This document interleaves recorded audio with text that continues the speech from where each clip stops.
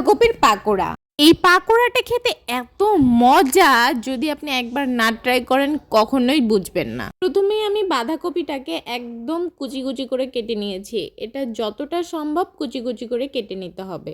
আমি একটা কাটারির মাধ্যমে কেটে নিয়েছি। আপনারা যদি পারেন তাহলে বটিতেই এত সুন্দর কুচি কুচি করে কেটে নিতে পারেন। কেটে নেওয়া হয়ে গেলে ভালো মতো ধুয়ে লবণ পানি দিয়ে ভিজিয়ে রাখতে হবে, মানে লবণ দিয়ে মাখিয়ে ভিজিয়ে রাখতে হবে। এতে কি হবে, ভিতরের যে পানিটা আছে পুরো পানিটা বের হয়ে যাবে। আমি প্রায় 10 মিনিটের মতো ভিজিয়ে রেখেছিলাম। এখন একেবারে ভালো মতো পানিটা ঝরিয়ে সবগুলা তুলে নিচ্ছি।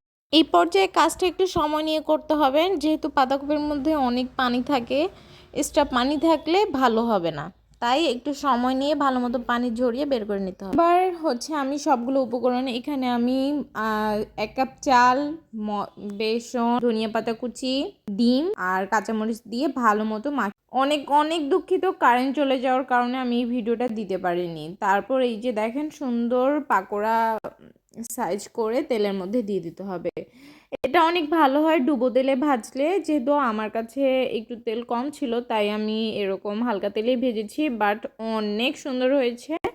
এই যে দেখেন, যখন একদিকে কালার চলে আসবে তখন হালকাভাবে একটু উল্টিয়ে পাল্টিয়ে দিতে হবে। সবগুলো উল্টে পাল্টে আমি সুন্দর করে ভেজে নিয়েছি। তো ফাইনাল লুক আপনারা এখনই দেখবেন। অবশ্যই অবশ্যই আপনারা আজকে বিকেলে বা সন্ধ্যায় ট্রাই করবেন আর আমাকে কমেন্ট করে জানাবেন যে আপনাদের বাঁধাকপির পাকোড়াটা কেমন। তো আজকের ভিডিওটা এই পর্যন্তই। সবাই ভালো থাকবেন, সুস্থ থাকবেন। ভালো লাগলে পেজটা চ্যানেলটা ফলো দিয়ে দিবেন। টাটা।